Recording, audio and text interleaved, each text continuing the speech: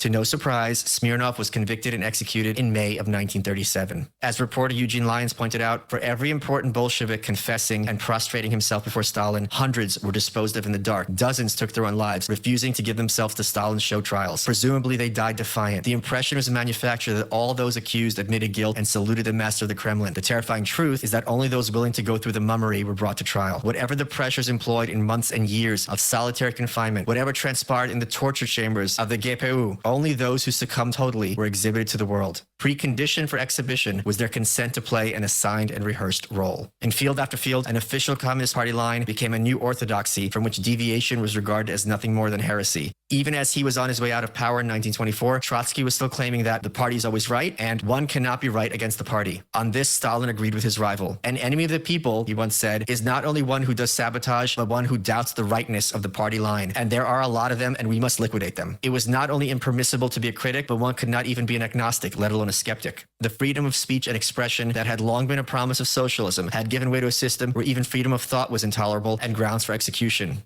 In the 1920s, for example, the linguist Nikolai Marr's speculative theory about language became effectively regarded as fact. His proletariat science, which was good linguistics as opposed to the bad bourgeois linguistics, held that all the languages of the earth not only derived from one original language, but from just 4 sounds, specifically Rosh, Sal, Bur, and Yan. Professors opposed to this nonsense were exiled, their books withdrawn from circulation, and finally arrested. Meteorologists were imprisoned for failing to predict weather that would harm crops. An epidemic one year resulted in many horses losing their lives, and the vaccines offered did not work to stem the plague. Several bacteriologists were accordingly arrested. Astronomers were rounded up since some of their theories of sunspot development were decreed to be decidedly un-Marxist. The most famous example of the assault on reason was that of biologist Trofim Lysenko, who rejected Gregor Mendel's genetic theories. Marxism being strongly in favor of the nurture side of the nature-nurture debate, Lysenko thought Mendel's ideas that genes exist and that they can transmit characteristics were decidedly reactionary and, therefore, clearly must have been wrong. As a result of Lysenko's influence, Soviet biology became regarded worldwide as an ideologically driven joke, including Lysenko's claim that he managed to cross a tomato with a potato.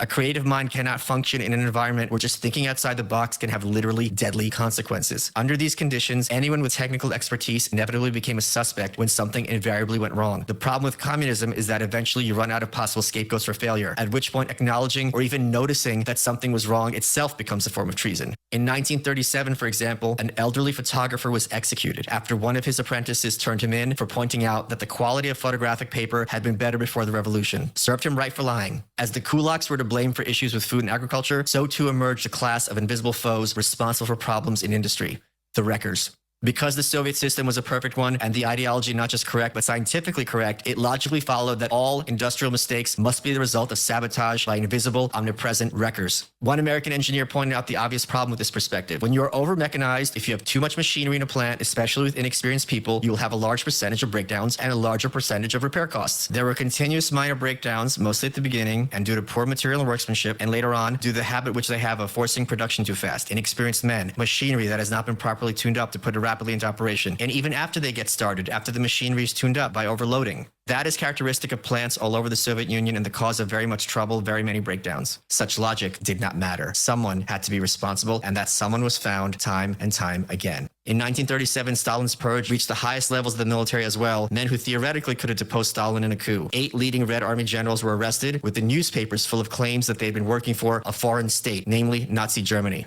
Within one day, they were all tried and executed with no evidence of their crimes or even clarity as to their nature presented either publicly or abroad. The fact that 3 of them were Jewish was of little relevance to the already demented accusation. Stalin was more concerned about a hypothetical threat to him personally from his own generals than about the threat to the Soviet Union already being posed by Hitler. Losing some of the USSR's greatest elite military minds would cost many lives down the road during World War II, both in the Soviet Union itself and in Europe as a whole. Those who had owed their appointments to the 8 executed generals thereby fell under suspicion. 3 of the 5 marshals of the Red Army were arrested, as well as 13 out of 15 Army commanders, 8 out of 9 admirals, 50 out of 57 Army Corps commanders, 154 out of 186 division commanders, 25 of 28 Army Corps commissars, and all 16 Army commissars. Positions that were filled were just as quickly removed from office as well. It took months for the mania to die down until the top military brass was entirely staffed by men who owed their positions to Stalin. Voicing disapproval of any of this was grounds for arrest. Mikhail Tukhachevsky was Marshal of the Soviet Union, the highest position in the military, when he was executed for being a German spy in 1937. When one Russian woman heard the news, she commented about what a handsome man he had been. She was turned in and sentenced to 10 years for extolling an enemy of the people who had been the pride and joy of the USSR mere days prior. What Stalin unleashed with his Great Terror was an assault on civil society itself. The bourgeois model is very much predicated on private individuals looking after one another to some extent, whether as neighbors or as members of a church. Yet for Stalin, any connection that was private was a threat to the common good that was the basis of socialism. The private interconnections that make up civil society were transformed from being the basis of a nation's flourishing and stability into something to fear. More than a few black Americans went to live in the Soviet Union as part of Stalin's outreach. Jamaican engineer Robert Robinson immigrated to the USSR in 1930. Years later, he admitted that every single black I knew in the early 1930s who became a Soviet citizen disappeared from Moscow within 7 years. During 1937 and 38, the arrest turned to members of the government itself. The People's Commissars for Heavy Industry, Finance, Agriculture, Interior Trade, Education, Military Industry, Justice, State Farms, Communications, and Sea and River Transport were all arrested. The chairman of the State Bank was rounded up, as was the secretary of the Central Executive Committee. The president of the Ukrainian Republic vanished, while Panis Lyubchenko, who held a position akin to Ukrainian prime minister, was arrested and killed himself in jail. All of his deputies and virtually all the other members of the party central committee were shot, a total of 99 of the 102 members. The president of the Belarusian Republic also killed himself.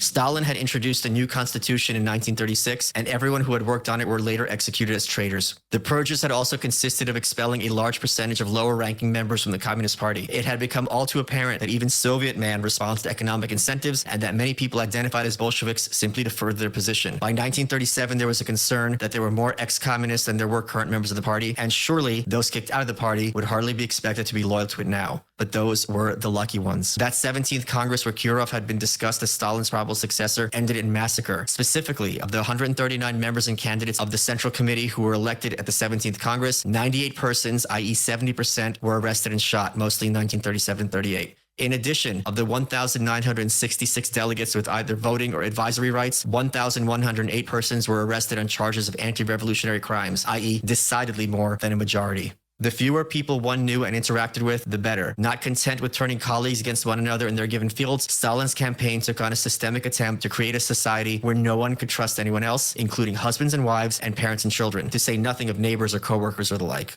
The suspicion was akin to a web, as anyone who associated with an ex-communist or who had previously been known to associate with them once they had been party members became suspect. If two untrustworthy men grabbed lunch together, who's to say that they hadn't sat there conspiring against the people? Better to be safe than sorry when dealing with disgruntled potential saboteurs. The end result was the creation of guilt by association, but even the concept of guilt took on a radically different meaning. A person was inherently guilty if he opposed or was opposed by the state. That in and of itself was a crime, and not just a crime, but one for which death was often the necessary penalty. The government had no choice because millions of lives and the entire future of mankind were supposedly at stake. Being friends with an enemy of the state was a crime for not turning them in, but being ignorant that they were an enemy of the state was a crime for not being cautious enough. Author-philosopher Hannah Arendt explained the perverse incentives that the Great Terror unleashed into Russian society.